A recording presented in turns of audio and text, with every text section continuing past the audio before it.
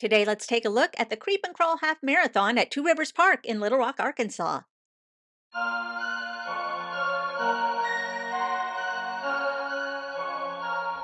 Hello, fellow geeks, and welcome back to Running Geek Girl. My name is Heather, and I am glad you are here. I am at Two Rivers Park in Little Rock for the Creep and Crawl Half Marathon and 5K. Now, it is much warmer than we were expecting. In fact, right now it is 86 degrees. They have warned everyone to hydrate thoroughly today. They have canceled the costume contest in the hopes that people will just dress sensibly for the weather and not worry so much about their actual costumes. So it is going to be a warm one. Right now, I am a bundle of anxiety. I don't know why that is, but I'm just hoping maybe a run will make me feel better. I'm not expecting anything great today because it is so warm out. I'm here just in time for in-person packet pickup. It's 2:50 and the packet pickup ends at 3:30 with the race starting at 4 o'clock. And my goal is to make it to the finish line before sundown at 6:27. So even if I'm having a slow day, I should just make it. So we'll see. Anybody that's supposed to take longer than that, they encourage to bring a headlamp or a flashlight. And of course, there is a course limit of 4 hours. Even on my worst day, I'm not going to hit 4 hours on the half marathon. So I should be okay for today. Hopefully I put on enough of anti-chafing stuff to kind of get me through all the sweaty parts. Brought the sunglasses to protect my eyes during sunset, and let's go get our bib. Here we go.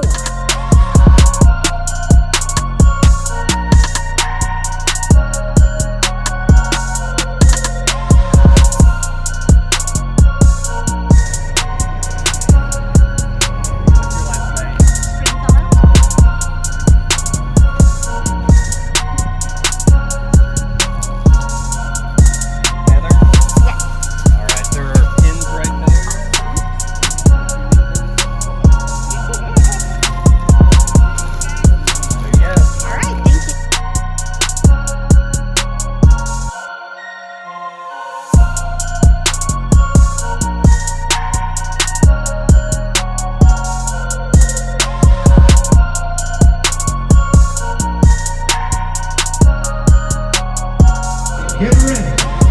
Get set. Go!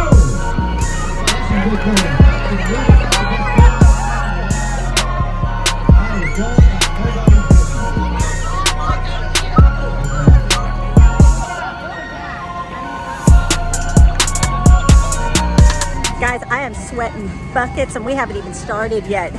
We've got a little bit of a breeze, so I'm praying that stays while we're running.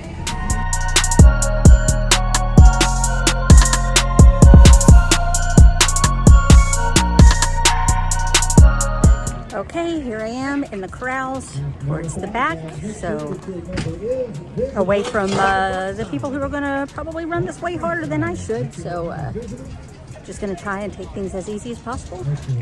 Let's get started. 2, 1, happy Halloween! The Fall Festival.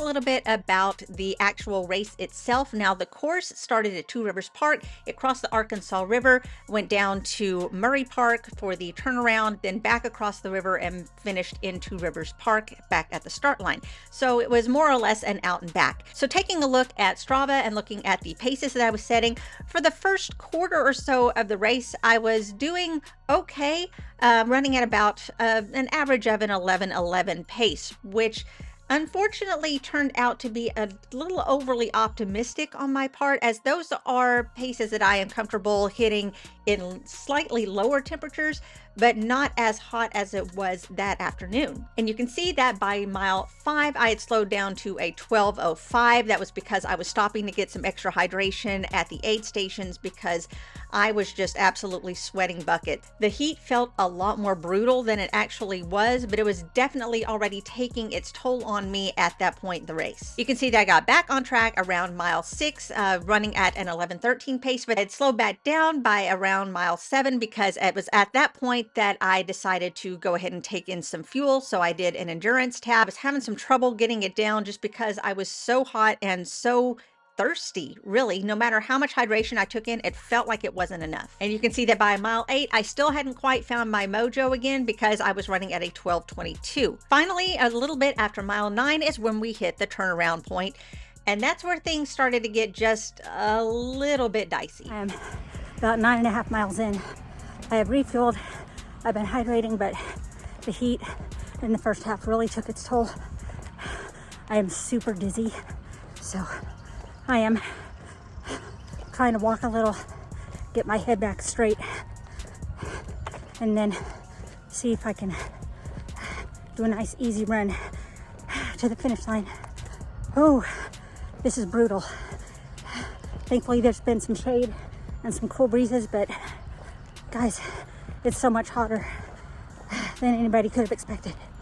Okay, here we go.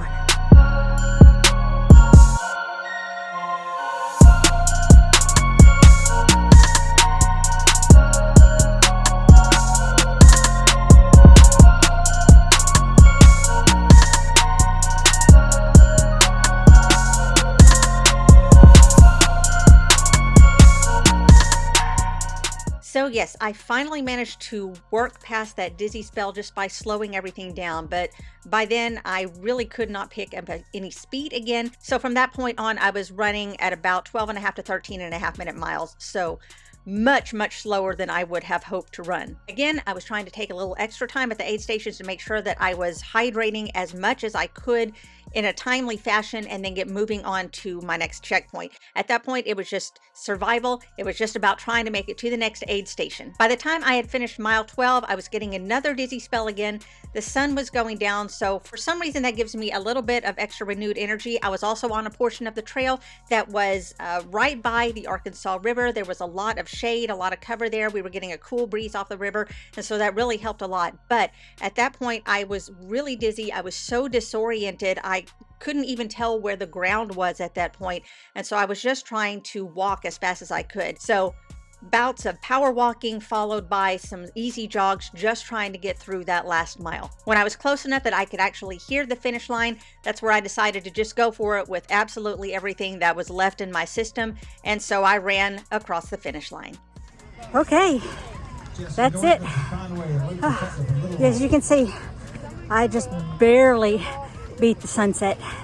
So that was actually, I believe, 2:43 unofficially.